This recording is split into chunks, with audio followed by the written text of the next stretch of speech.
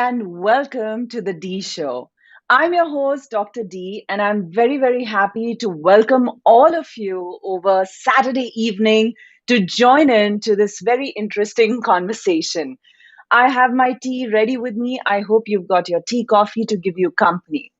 Today is the 24th of July. It is Saturday, and 26th of July, if you all remember, is celebrated as Kargil Vijay Divas. And I thought, what could be a better moment for us in today's show to talk about what does it take for actually winning a war such as Kargil, विजय प्राप्त करना, उस दिन को celebrate करना, हम कुछ ऐसे लोगों के साथ मिलें और बात करें और अंडरस्टैंड करें कि कैसे क्राइसिस कॉन्वर्सेशंस, क्राइसिस लीडरशिप ऐसे लाइफ और डेथ के मैटर्स को ओवरकम करती है. So today on the show, I have two very celebrated veterans who have not just served their country selflessly, but also have devoted their lives in evolving people, evolving the journeys of many businesses in the corporate sector. With the combined knowledge and I think a global experience which will amass and go beyond all of our age groups, I thought this would be an excellent surprise offering to all the viewers who are joining in today across social media platforms on the D Show. So thank you once again, friends, for joining me here. And I'm going to make this session extremely enriching for all of you so that we can enjoy our tea with Dr. D. So let me bring in our guests here. As you can see, we have two very celebrated veterans here on the show. I have Colonel Anupam Jaitly, who is also my father. I'm privileged to be his daughter, but at the same time, allow me to share a few highlights of his career, where he spent about 35 years with the Defense Forces, 38 years if you count the service to the Intelligence Bureau, that is the Cabinet Secretariat, followed by almost 15 years in the corporate as a consultant, trainer, mentor, advisor, and many, many roles that he has always worn. So welcome, Colonel Jaitly, to the D Show. Thank you, Divya. Thank you. It's a pleasure. And I also have with me another one of my favorite mentors, advisors, and consultants who proudly works with Team Tally here with us. We have Colonel Bharat Haladi. He played a key and a very pivotal role in Op Parakram. For those of you who don't understand that, we are going to bring in some insights from all the operations, how they run from the Indian Army. He's served for 25 years almost in the Indian Army, and then about 13 years in the corporate as a senior HR leader with known companies. Today, he is advising not just in HR consulting, L&D, but also in the matters of information security. A gentleman who wears many hats, and as I like to call him, that he always had a more progressive thinking than most of the veterans. Welcome, Colonel Haladi, to the D Show. Good evening, everyone. Thank you, Divya. Good to be here. Thank you so much. And, thank you for joining me last minute. And this is where I think, like our nation always depends on the veterans last minute. Any crisis in the nation, let's call in the Fauji's and tell them to take command. And I thought today, because Abhinav couldn't make it to my show, what could be a better way of inviting you both and talking about Kargil Vijay Divas? So, Colonel Haladi, many of us have read a lot about Kargil Vijay, कैसे प्राप्त हुई, क्या किया, हमने कैसे उसमें defeat किया, बहुत सारे tactics थे. But tell us a challenging conversation when the stakes are so high, जब life or death का matter होता है, वो कौन सा एक challenging conversation होता है as a commanding officer आपके men के साथ जो आपको विजय की तरफ ले जाता है? Okay, I will talk about Operation Parakram. Okay. We were deployed for this in the winter of 2001, in the December of 2001. And as the commanding officer, I had to move my men and equipment about 800 kilometers to the desert within 48 hours, right? We get 48 hours to move out of our locations and 72 hours to completely vacate the place that we are occupying in peacetime for training. And we had to move out and reach the desert,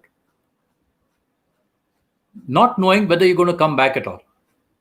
So you got to carry everything that you need for war and you have to leave your families behind and go there. And it is a difficult conversation for the men. Though we train for it, we practice it, rehearse it a lot. But then rehearsals are not the real thing, right? So when you know now the real thing and you have to go there and you may not come back, it's a different feeling. And we did it. We vacated the entire place that we were occupying in a location near Jhansi, and we moved to the desert within 48 hours, leaving only two people behind who were medically challenged. I mean, they were medically unfit, they were very sick, so they had to be left behind, and the rest of us went there. This leaves the families behind who have to fend for themselves. There are no vehicles. There is, the remote cantonments. There is no bus service or an auto rickshaw available, and they have to walk around. And we do that overnight, practically 48 hours is nothing much, and we move out. And so, getting everybody motivated to do that, especially getting the families motivated. Here, I would like to point out that a commanding officer in the Indian Army is an officer who's been trained and who has joined the army, and he's been training for this all his life, and he's looking forward to it. But I would like to highlight the fact that it is his wife who stays back at home with all the families of the men who have gone away, and she has not undergone any special training, and she has to look after the welfare of all the families that are left behind. So it's a difficult conversation for her as well as for the commanding officer. And this is something that very few people know about, and it's people in the army who really appreciate the amount that the ladies, the wives of the officers and the JCOs, how much they contribute to this entire effort on the war is something which is unsung. Not many people know about it, and I think it deserves highlighting. Fantastic. See, already the viewers are engaging with us. Rajneesh Kashyap is saying, so proud, sir. Thank you, Rajneesh. We have Nitin Velde. I know Nitin Velde himself is an ex-serviceman from the Air Force. Thank you, Nitin, for joining in. Your encouragement means a lot to us. Well, I will encourage all the viewers to engage, to ask questions. It is a moment of glory, and as a country, we've overcome many crises together on the shoulders of defense forces. 26th, we celebrate Kargil Vijay Divas, and we just got some amazing insights from Colonel Haladi on Parakram experience that he went through. And Colonel Haladi, like you said, that it's not just difficult conversation with the men on field, but it is also a difficult conversation for the families, because they are holding the fort and they are making sure, as first ladies, they are taking care of the welfare of all the Jawans and their families. Colonel Jaitly, I'm going to come to you and ask you that you've been a Black Cat commando. You were in the first batch and you've served the country as well. Now, like Colonel Haladi said, that we've been trained, but our families were not trained, right? And the training is very different from what actually happens. Give us a little insight on how mentally prepared were you, and share some experience of any operation or some short experience, of course, keeping in mind the confidentiality of the live show. Divya, I was also commanding my unit in 99, but suddenly we were asked to move, like what Colonel Haladi said, that his unit had to move. My unit was in Ambala, and it was the most difficult time. On a sudden movement when army is asked to move, though you were kept on a short notice, explaining men what all they should do to keep their families, comfortable, briefing the families what their action would be, and leaving just an elderly person who may not be really required for the war as OC rear, with a handful of men who are not really fit for the war due to some reason or the other, making, rear party of the unit. And the men also know that in case of war, God alone knows who all will come back. They don't really know when the tanks move of the unit, which will come over a mine and get exploded, and the people may get maimed or totally injured. But under these fear, talking to your men and keeping a brave face, telling them that we are in for a cause and that cause is the nation, is the prime thing that a commanding officer has to keep in mind. All through the years, we train for this, but when the time comes, it is really difficult for a commanding officer to make their men, their families, and the near and dear ones comfortable with what is happening, taking care of whatsoever resources you leave behind to take care of them. Someone is to be taken to hospital. Someone probably is having some other problem to be and therefore the family is to be looked after by limited resources. And the unit which has gone off is all by itself and in different pockets far away from each other. This is where Right. this is Right. where No, yeah, go I ahead, can David. totally, yes, I can totally understand. So tell me, Colonel Jaitly, कोई एक ऐसा tenure जो आपके लिए बहुत कठिन रहा? One posting which was so difficult for you. See, I will talk of on the Kargil Divas thing that we are talking about. I have been posted to Ladakh, the area which the Pakistan thought should be cut off from rest of the Kashmir, and then they can bargain about Kashmir and the line of control. So this was the area which was one of the most difficult areas I served in, including the Siachen Glacier, where I visited time and again to be with the troops. The conditions in winters of minus 50 degrees plus temperatures and in summers minus 25 degrees plus temperature, they really take a toll on yourself, on your decision making, on your mental makeup, on your thinking, on your attitude. And if you are not hardened in your mind, if you have not prepared yourself, one is sure to be beaten facing such vagaries of the atmosphere, of the enemy firing, and of the troops suffering that you see many a times. Wow, I'm glad you spoke about the mental strength and serving in such difficult terrains. Colonel Haladi, please advise us that what sort of mental strength ratio to physical strength does an army officer need to have to be able to survive in difficult terrains? If you're asking for a ratio, I would put it at 70-30. Okay. Uh, 30 is the physical strength ratio, and 70% is the mental strength that you need, because it is the mental strength that keeps you going even on your physical side. Anybody who has done the commando training course and has like Colonel Jaitly has served with the Black Cats, it is your mind which keeps you going beyond a point in endurance. Your body will keep up if your mind is ahead of you. It is definitely the mind which needs training, and we are thankful that in our training years we specifically undergo high stress situations just so that our mind is trained. You need to stay awake for hours together. If I take my mind back to the Kargil, when this Kargil operation was on, I was posted at the other end of the country. That is, I was in Nagaland at the time, northeast, and we needed to move a large number of troops and equipment from Nagaland all the way to the north as a backup to the Kargil operation. We had to fill up 11 special trains. We had to fill up 4 aircraft and move them all the way from the northeast to beyond JNK, in JNK, I mean beyond Jammu.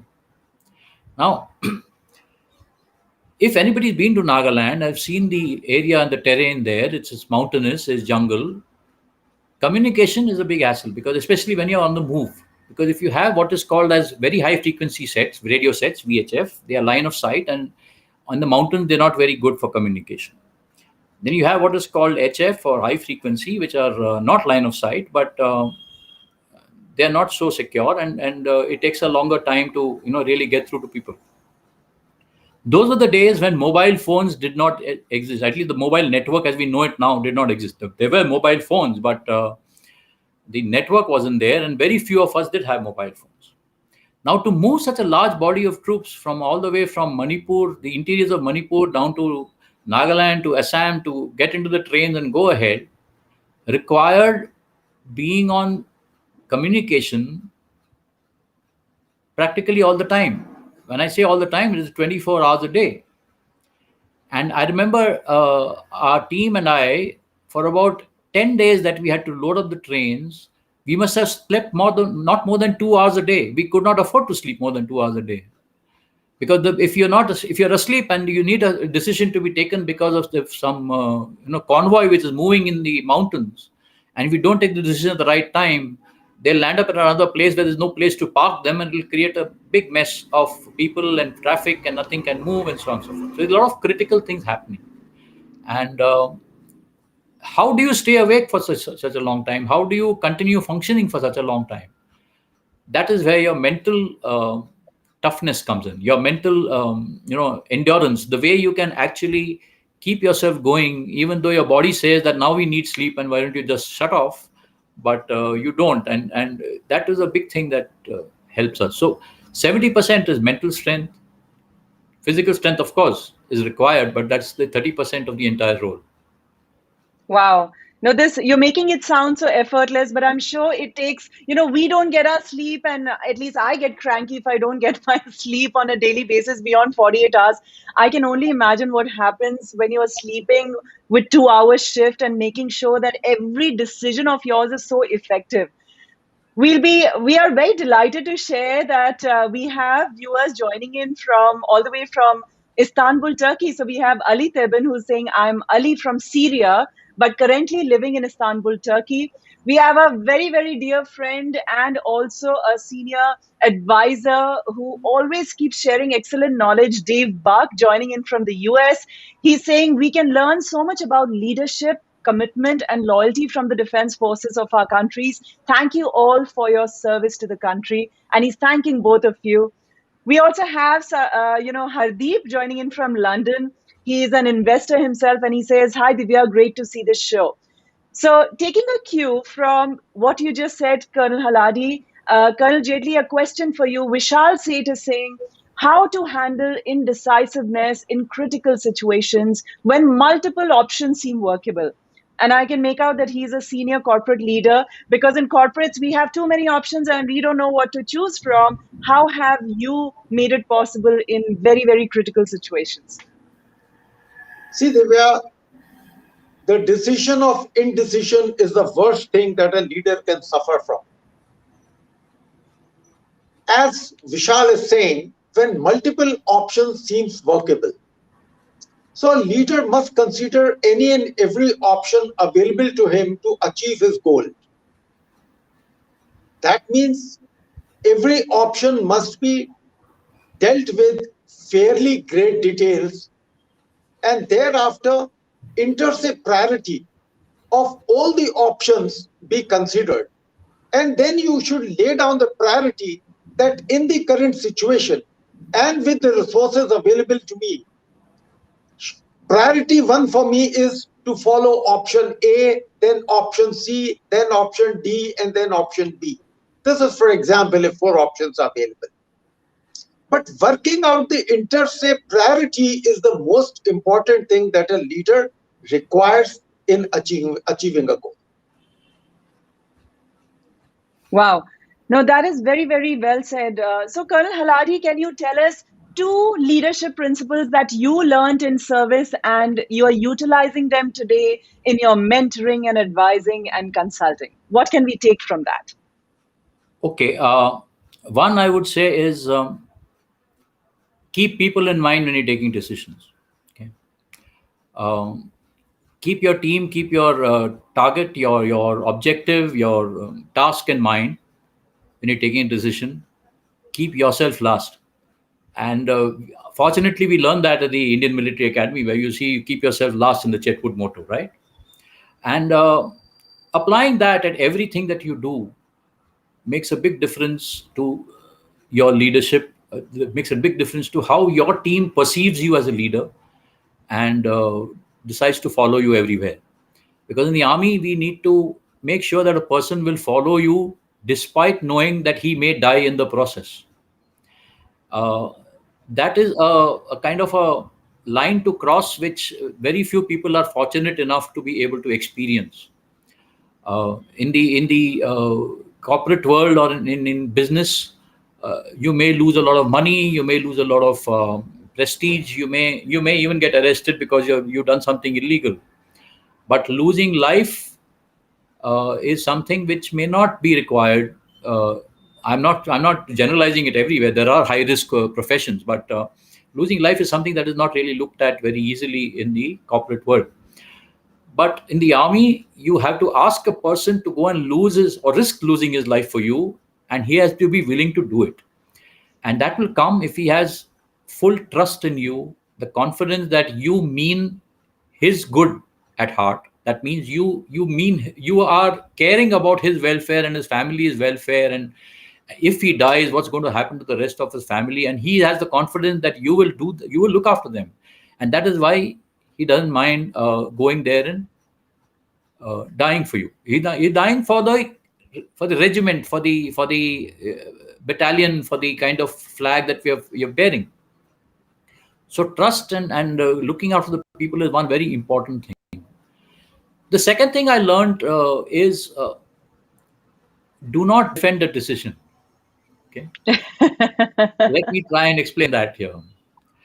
Yes, you will consider a lot of options like what Colonel Jaitly just described, and you will work out the pros and cons of each option and choose the best one that you think at that time, and it may be the best one at that time. But as the situation progresses, at a certain point, you just may need to change that decision for a very important reason, and you will continue evaluating that decision as you go along.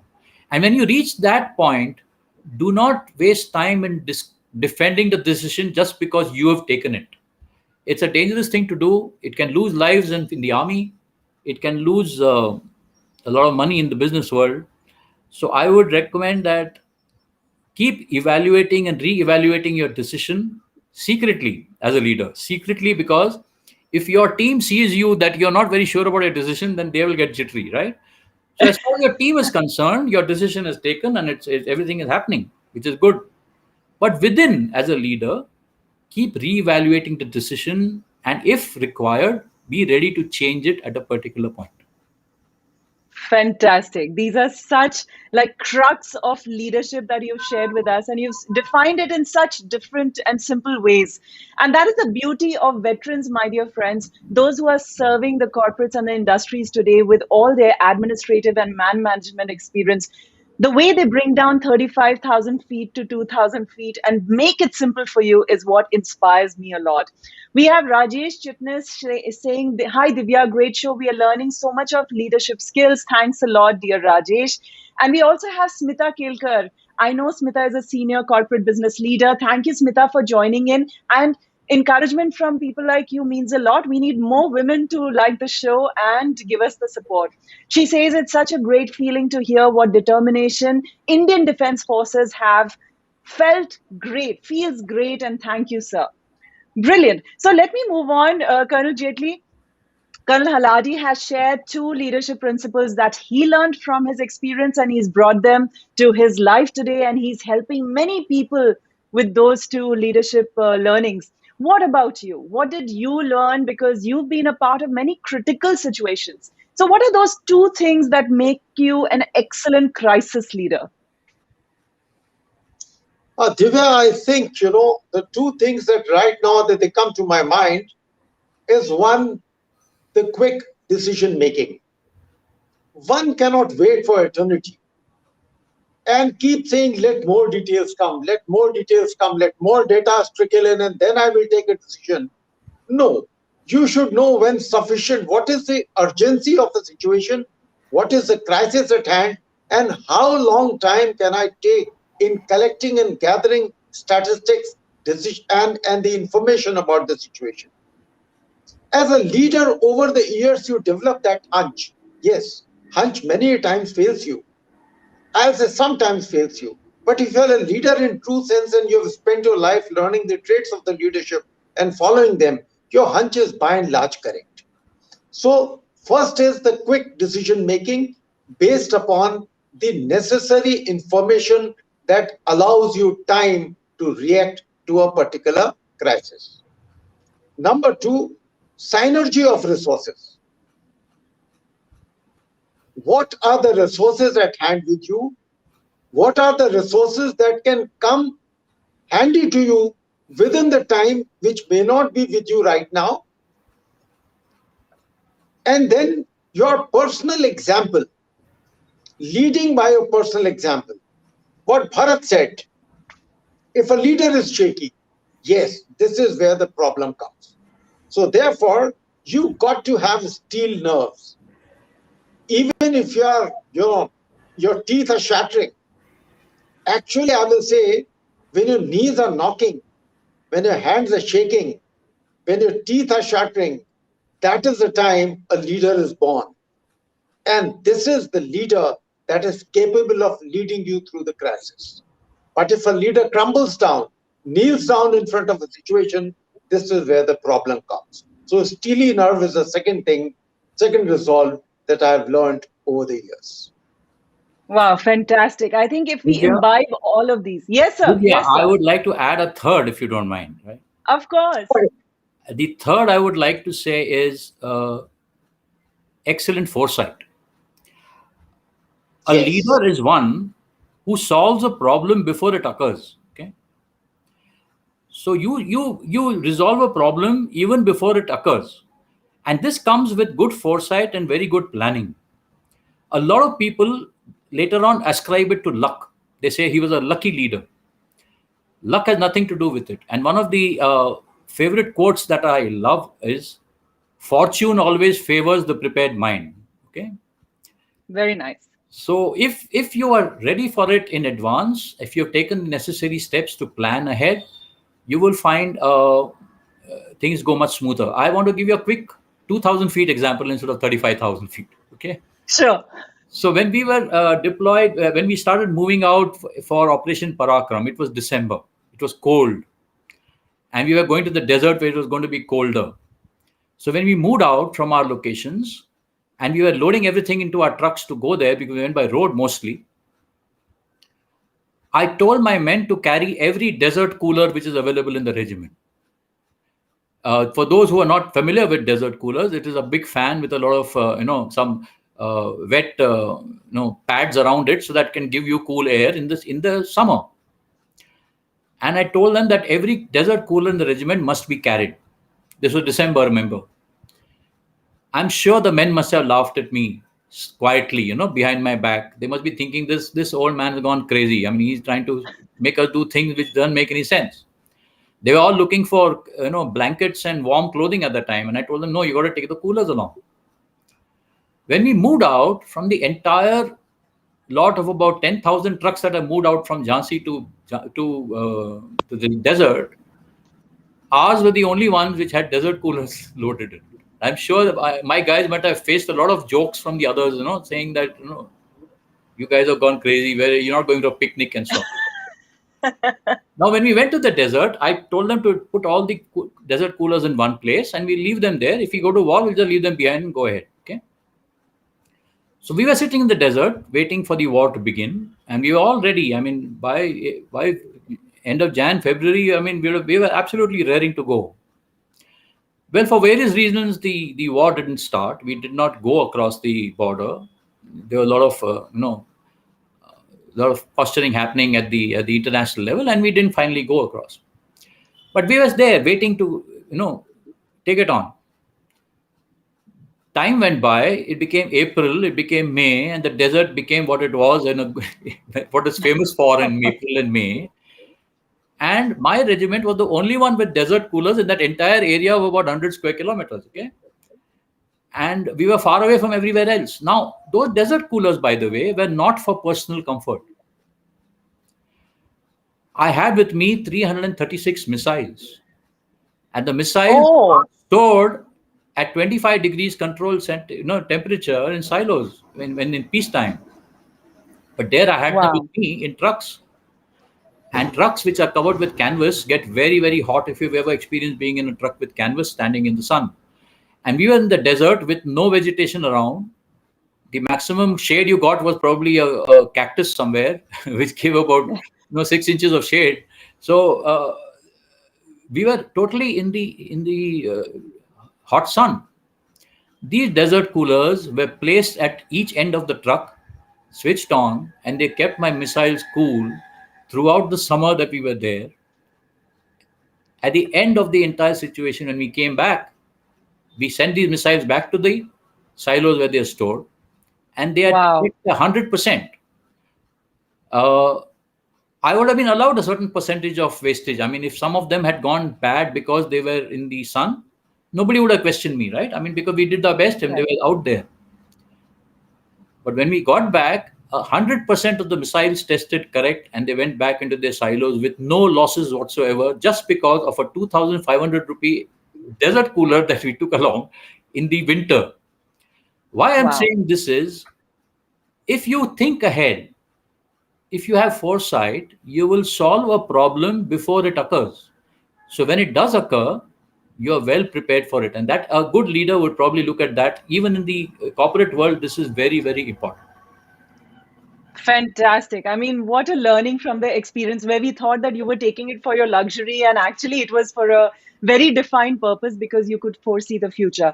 I think in corporates, many of you are joining us from the business world, and it is very important to imbibe all of these leadership skills in order to be better leaders. Colonel Jaitly, since Colonel Haladi mentioned about wars, right, and being prepared for wars, why don't you share with the viewer कोई ऐसा war cry या कोई ऐसा slogan जिससे हमेशा सारे जवानों को जोश आता था और हम सब के लिए it will become like a point of reference and motivation. Anything that comes to your mind in your entire defense service career. See what the conditions of units was there when I was commissioned in way back in 1975. Then what it is now, there's a slight change. Earlier, many units were pure units, where if they're Sikh person, they're totally Sikh persons. If they're Rajputs, they're totally Rajputs. But now many units have become, a mixed unit as we call them. But still the pure units are existing. In a pure unit, it is very easy to motivate people on the basis of their war cry, which is based somewhere near to their religious beliefs. For example, Sikhs have their own war cries.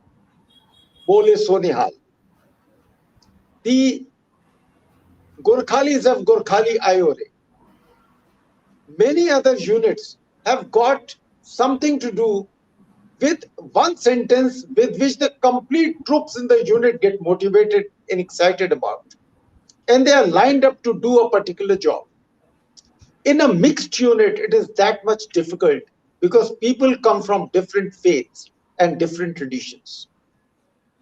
So I remember when I was commissioned into a unit in 75, it had just 3 martial troops, the Rajputs, one subunit, another one was Sikh, where I was there, and another one was Rajput. And all these 3 had their different war cries, and they, with one war cry, their leader who was leading them could make them follow the line and complete the goal with a thing of do or die, never question why. Wow, fantastic. I think that is how we are all, training our minds to be. Because when we serve an organization or when we, offer our services as a freelancer in a gig economy, or whether we are an employee and we are offering our services on a day-to-day basis, well, our motivation first and our loyalties first lie with the organization. And I think it's a great juxtaposition of defense services and units and regiments, as they call. And I have 2 commanding officers here who are highlighting how it takes and what it takes and how it happens that you just give one war cry or one command, and all the soldiers are ready to lay their lives for the nation and for that one leader. So much to learn from the defense forces. So, Bharat sir, we are concluding the show now. This has been amazing. in the sanctity and with the whole idea of celebrating Kargil Vijay Divas, बहुत सारे कारगिल के परिवार या हम लोगों के कुछ ऐसे दोस्त या रिश्तेदार होंगे who have been affected by the Kargil Vijay while हमारे लिए देश के लिए विजय था मगर परिवारों के लिए शायद विजय नहीं था तो उनके लिए क्या बोलना चाहेंगे आप for people who serve their country selflessly, some message that you want to give across to them? We are very proud of them. Okay, it takes a certain level of commitment to lay your life on the line, to lead from the front, and go and attack in the kind of conditions that the Kargil war was fought in.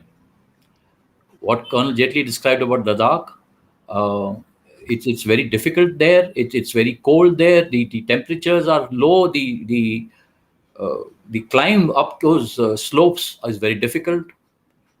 You had people who took off their shoes so that they can get a better purchase on the ground with their toes to be able to climb. In that kind of situation, it takes a lot of commitment, a lot of josh, a lot of ability to put others before you. That is your troops, your task, your regiment, your battalion, your country. You put all of them before you. You know that you may die in the process and go and do it, and it really takes a lot to do that. And we salute those who have gone there. We salute those who have laid down their lives. We also salute those who have survived and who may not be as they may be unsung heroes. There's so many of them.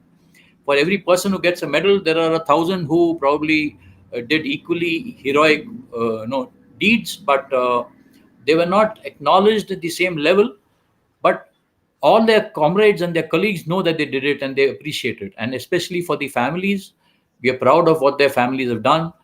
And I'm sure that we will do our best to provide a great life to those families ahead. And that's what our commitment to anybody who goes and lays down their lives for the country.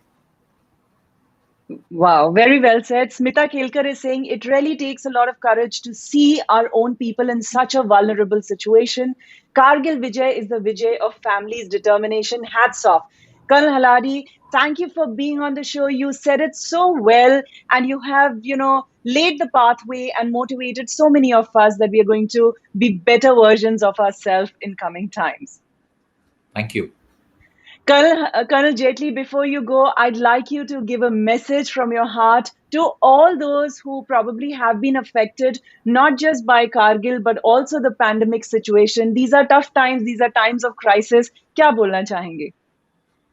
सबसे पहले मैं ये कहना चाहूंगा Divya that there is a unwritten covenant between the soldier and the nation, under which a soldier lays down his life, the final sacrifice for the nation. And the nation is supposed to take care of the families that are left behind. This covenant must be followed. It appears to be little shaky in present day circumstances. Number two, the next war, the serving soldier of today will fight on the perception of how the veterans of the forces are taken care of and how the families of the people who have laid their life for the nation are taken care of. Therefore, society at large must respect, honor, and bother for all the people who are serving the nation in difficult times and willing to lay their life for the nation.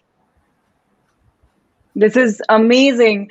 Rajesh Chitnis is saying, thanks a lot, Divya, for bringing such a nice show to us. You made our day. We are proud of such heroes of the nation.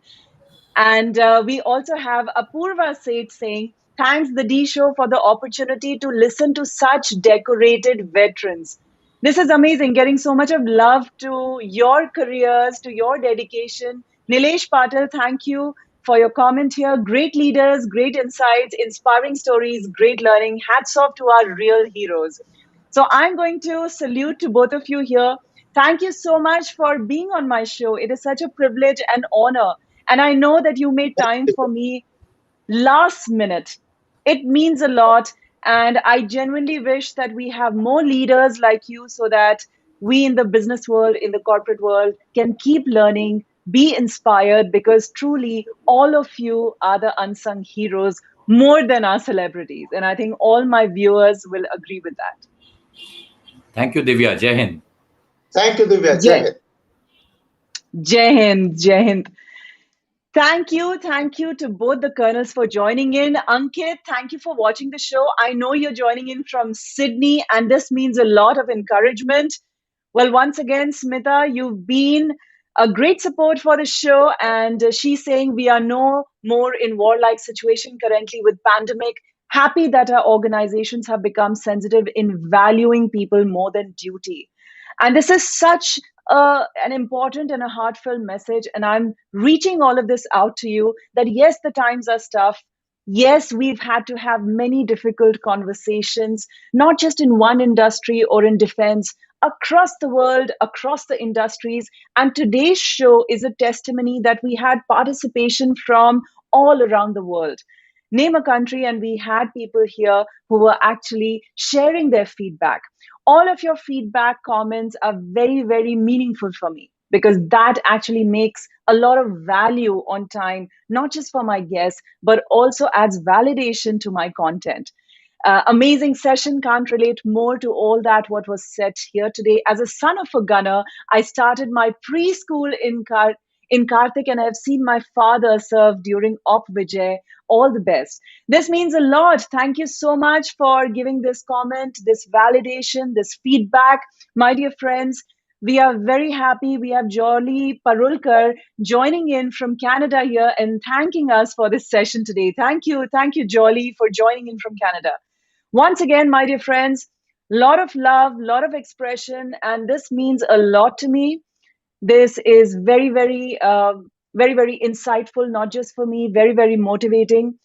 After 2 days, we are celebrating Kargil Vijay Divas. And I want you all to take a minute of your life this weekend, not just devoting and praying for the people who are suffering because of this pandemic, but also saluting to the selfless service of our veterans who made Kargil Vijay possible. And we had two such personalities here. This is encouraging. I'm going to continue to bringing in more and more personalities who can inspire us from their lives and who are truly the unsung heroes and deserve all the validation and encouragement from all of us. Thank you so much. Jai Hind. And please be safe. Keep smiling. Lot of love to your loved ones and lot of prayers to everybody who couldn't join us today on the show. Social media handles and YouTube will have the recording of the show. Encourage your friends and family to watch this show and encourage them to also subscribe to this channel. It would mean a lot to me, and I'll keep bringing in many guests who are going to add value to our conversations. Olympics have started, so the next show, I'm bringing in an Olympian coach. Stay tuned to the D Show. I'm Dr. D, and it's been a privilege to be here with all of you. Love you all. Take care. Jai Hind.